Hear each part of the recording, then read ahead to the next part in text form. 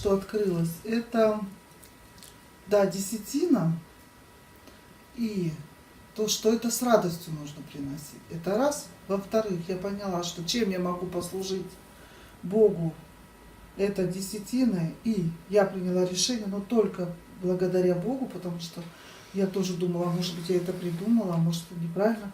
Я буду жертвовать Господу 15%. То есть не 10, а 15. Это мой вклад в Божие дело. Вот то, что я могу послужить. Чем я могу Богу послужить. И Бог благословляет. Я вот отдаю эти... Мне легче считать 15%, потому что 13 я путаюсь. А 15 сумма и половинка суммы. Сумма и половинка суммы. И как-то вот. И я откладываю, и я настолько вот... Ну, я проверяю свое сердце, вдруг я вот как-то там что-то, может быть, это... Ну, нет. Убеждаюсь, что Бог прям так молодец.